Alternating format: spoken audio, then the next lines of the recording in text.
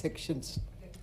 ఈ సెక్షన్స్ గుండెకాయ లాంటివి మొత్తం చట్టానికి చాలా స్పష్టంగా రిజర్వేషన్ ఆవశ్యకతను కూడా ఇందులో స్టేట్మెంట్ ఆఫ్ ఆబ్జెక్టివ్స్లో వివరించటం జరిగింది.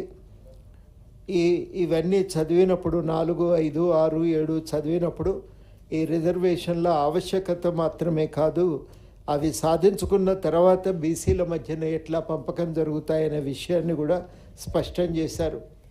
అదేవిధంగా బిల్ నంబర్ 4లో కూడా సెక్షన్ 4 చాలా కీలకమైనటువంటిది. దాంట్లో కూడా ఈ రిజర్వేషన్లకు సంబంధించి అమలుకు సంబంధించి చాలా స్పష్టత ఉంది. వీటికి నేను స్పష్టమైన మద్దతు తెలియజేస్తున్నా. భారత రాజ్యాంగం దీనికి ఒక భూమిక కల్పించింది. ఇందులో స్టేట్మెంట్ ఆఫ్ ఆబ్జెక్టివ్స్లో ఆ భూమికను కూడా చాలా స్పష్టంగా వివరించారు. ఆర్టికల్ 15 ఇందులో చాలా కీలకమైనది. ఆర్టికల్ 15 ఇవాళటి చట్టాలకు ప్రాతిపదికగా నిలుస్తుంది. అంబేద్కర్ భారత రాజ్యాంగం రాసేటప్పుడు దీనికి ప్రధానంగా మనం ఒకటి కోరుకోవలసి వస్తే ఏం కోరుకోవాలి అని ఆయన స్పష్టంగా రాసుకోవటం జరిగింది. అందులో వారు చాలా స్పష్టంగా రాసింది స్టేట్స్ అండ్ మైనారిటీస్లో చాలా స్పష్టంగా రాసింది ఏమంటే మనుషుల మధ్య సమానత్వం చాలా కీలకం. సాంప్రదాయకమైన భారతదేశం పుట్టుక హోదా ప్రాతిపదికగా మనుషుల మధ్య తారతమ్యాలను సృష్టించింది, తారతమ్యాలను పాటించింది. వాటిని రద్దు చేసి మనిషికి సమాన ప్రాతిపదికను కల్పించేటువంటి ఒక కొత్త సమాజాన్ని నిర్మించాలన్నది జవహర్లాల్ నెహ్రూ గారు ప్రవేశపెట్టిన స్టేట్మెంట్ ఆఫ్ ఆబ్జెక్టివ్స్లో కూడా అది చాలా కీలకమైన అంశంగా ఉంటుంది. అప్పుడు దాంట్లో వాటి అన్నింటి ఆలోచనల నుంచి వచ్చినటువంటిదే ఆర్టికల్ 15. ఆర్టికల్ 15 సమానత్వాన్ని ప్రసాదిస్తున్నది. సమానత్వం మిగతా భారత ప్రపంచ రాజ్యాంగాల్లో ఎక్కడా లేని విధంగా సమానత్వాన్ని నిర్వచించటం జరిగింది. సమానత్వం అంటే కేవలము చట్టం ముందు సమానులు అని ప్రకటించటమే కాక, చట్టం ముందు సమానులు మాత్రమే కాదు, చట్టం సమాన రక్షణ కల్పించాలి, పబ్లిక్ స్థలాలలో సమాన అవకాశాలు ఉండాలి, ఉద్యోగాల్లో సమాన అవకాశాలు ఉండాలి, ఉపాధి దగ్గర సమాన అవకాశాలు ఉండాలి అని చాలా విపులీకరించడం జరిగింది. దానికి ఆచరణాత్మక రూపం కల్పించడానికి రిజర్వేషన్లు అనేవి ఒక సాధనంగా మనకు ముందుకొచ్చాయి.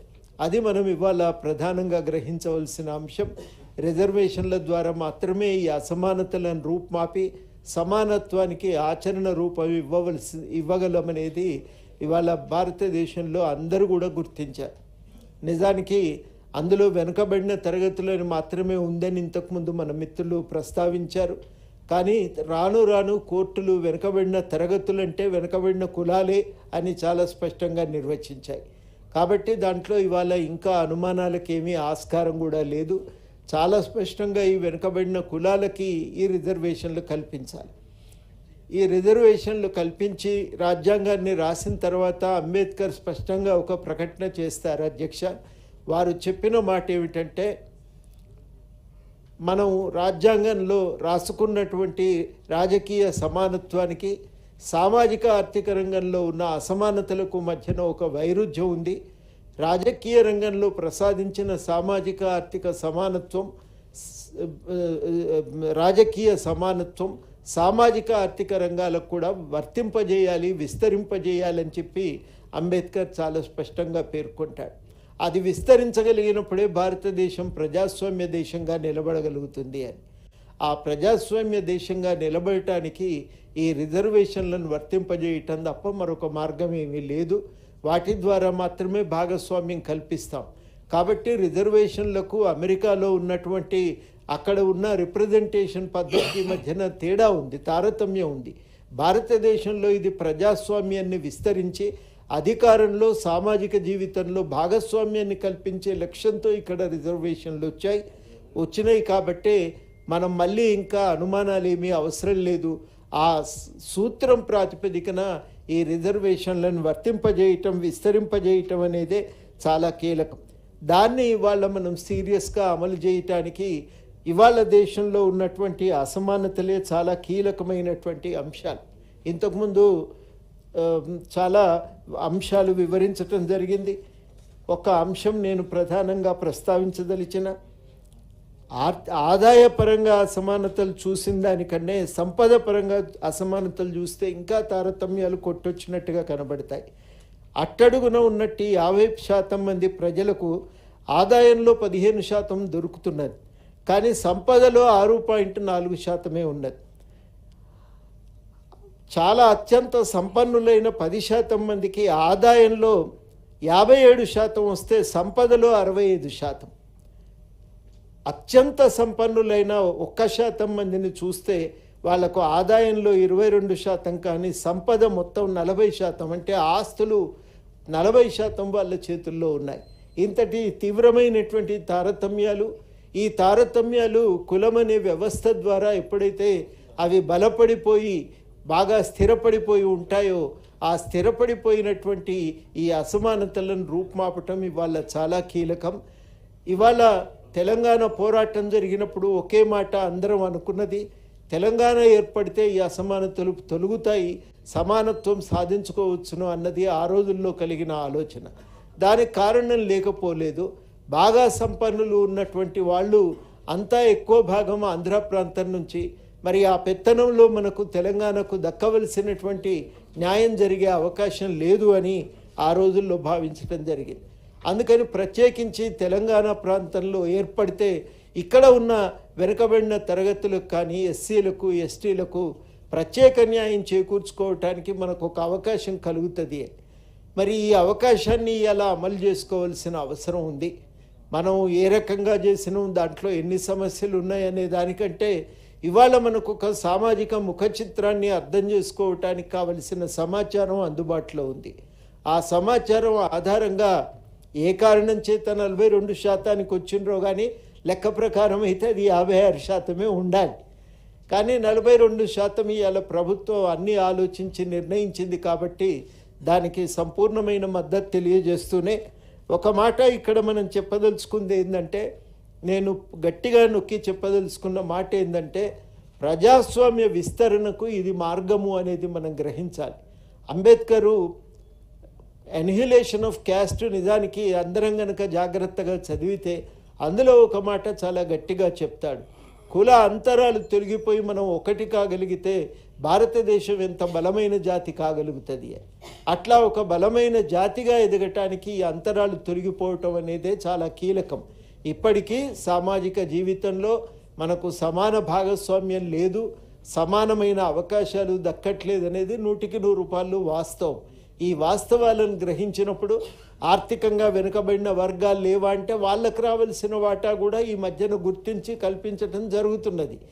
మిగతా వెనుకబడిన తరగతులకు వాళ్ళ వాటా ప్రకారం న్యాయం చేకూర్చడానికి ఉన్న అవకాశాలు చాలవు. కాబట్టి ఎక్కువ మందికి ఈ అవకాశాలు చేరాలంటే ఆ రిజర్వేషన్లను విస్తరించడం తప్ప ఇంకొక మార్గం లేదు. ఇది చాలా దూరదృష్టితో ఆలోచన చేసి మరి ప్రభుత్వం ఈ నిర్ణయం తీసుకున్నందుకు వారిని అభినందిస్తున్నా. ఇది ఒక అనుమానం అందరికీ కూడా ఇక్కడ వస్తున్నది, మీరు చేయనైతే చేసినరు కానీ ఇది అయ్యేనా, అమల్లోకి వచ్చేనా అనే అనుమానాలు వ్యక్తం చేస్తున్నారు. నేను ఒకే మాట అందరికీ కూడా చెప్పదలుచుకున్నది ఏంటంటే, అనుమానాలతో మనం ఉంటే లాభం లేదు. దీన్ని సాధించుకోవటం ఎట్లా అనే విషయంలో ఒక ఉమ్మడి వ్యూహంతో వ్యవహరించగలిగితే చాలా మేలు జరుగుతుందని నేను బలంగా నమ్ముతా ఉన్నా. ఒక ఉమ్మడి వ్యూహంతో ఇక్కడ చాలా గణాంకాలు ముందుకొచ్చినాయి. సామాజిక ఆర్థిక జీవితంలో ఉన్న అసమానతలకు సంబంధించిన ప్రస్తావన కూడా ఇక్కడ అందరూ చేయటం జరిగింది. వీటి ఆధారంగానే ఢిల్లీకి వెళ్ళి మాట్లాడితే ఒక పరిష్కారాన్ని సాధించుకోవటం కష్టమైన పని ఏం కాదు. కోర్టుల దృష్టికోణం కూడా ఒక్కొక్కసారి ఒక్కో రకంగా మారుతూనే ఉన్నది. కాబట్టి ఒక వెసులుబాటు అనేది మనకు కూడా కోర్టు జడ్జిమెంటుల్లో ఒక వెసులుబాటు అనేది ఇచ్చింది కోర్టు తన జడ్జిమెంటుల్లో. ఆ వెసులుబాటును ఇలా జాగ్రత్తగా ఉపయోగించుకోవాల్సిన అవసరం ఉంది. మీరు లెక్కలు చూపియండి అప్పుడు ఆలోచిద్దామనే మాట కోర్టు జడ్జిమెంట్లో మన స్టేట్మెంట్ ఆఫ్ ఆబ్జెక్ట్స్ అండ్ దాంట్లో కూడా స్పష్టంగా చెప్పడం జరిగింది.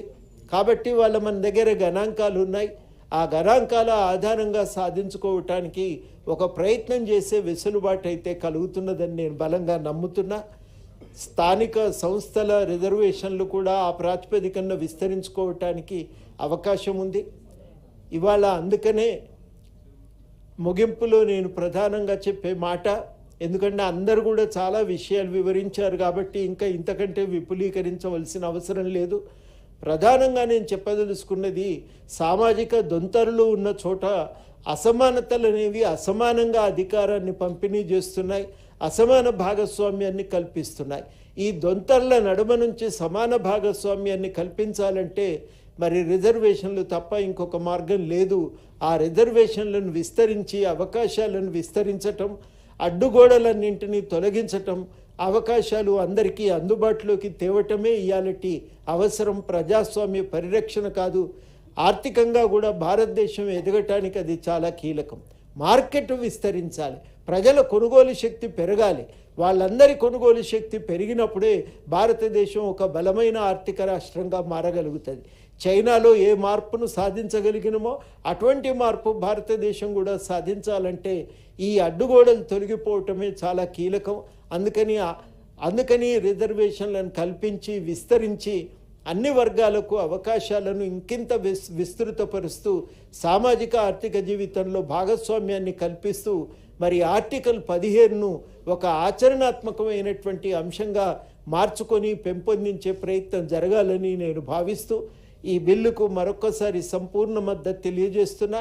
ఈ బిల్లును ఇప్పుడు మనం ఆమోదించుకోవటమే కాదు, 1-2 సూచనలు అధ్యక్ష మీ ద్వారా ప్రభుత్వానికి, మీరు దీని విషయంలో ఇంకా కార్యాచరణ ముందుకు పోవటానికి ఈ విషయంలో అనుభవజ్ఞులైనటువంటి లీగల్ ఎక్స్పర్ట్స్తో పాటు మిగతా సామాజిక ఉద్యమకారులతో కూడా చర్చించి ఒక విస్తృతమైన వ్యూహాన్ని తయారు చేయాలని, ఢిల్లీకి వెళ్ళేటువంటి టీంలో వాళ్ళ సహకారం కూడా తీసుకొని ఒక పటిష్టమైన వాదనతో ఢిల్లీకి వెళ్తే ఉపయోగకరమని నేను భావిస్తూ ఉన్నా. ఢిల్లీ మీద కూడా ఒత్తిడి పెట్టడానికి ఇవన్నీ ఉపయోగపడతాయి. కాబట్టి కేవలం ఏదో మనం చట్టం తయారు చేసిన బిల్లు తీసుకుపోయి ఇవ్వటం కాదు, ఆ చట్టాన్ని సమర్థించుకోవటానికి బలమైనటువంటి అంకెలు గణాంకాలతో ఒక స్పష్టమైనటువంటి నివేదికతో ఢిల్లీకి వెళ్ళాలని చెప్పి నేను కోరుతూ ఉన్నా. దానికి కావలసిన గ్రౌండ్ వర్క్ కూడా సీరియస్గా చేయాలని కోరుతున్నా. ఇది అయ్యేనా అనే దానికంటే సాధించుకొని తీరుదామనే పట్టుదలతో ఇవాళ వ్యవహరించాలని కూడా నేను సభ్యులందరికీ విజ్ఞప్తి చేస్తూ అందరం సంఘటితంగా నిలబడదాం. ఇది సామాజిక న్యాయానికి సంబంధించిన విషయం, భాగస్వామ్యానికి సంబంధించిన విషయం కాబట్టి సంఘటితంగా నిలబడి సాధించుకునే ప్రయత్నం చేద్దామని విజ్ఞప్తి చేస్తూ ఈ అవకాశానికి కృతజ్ఞతలు. టి జీవన్ రెడ్డి గారు.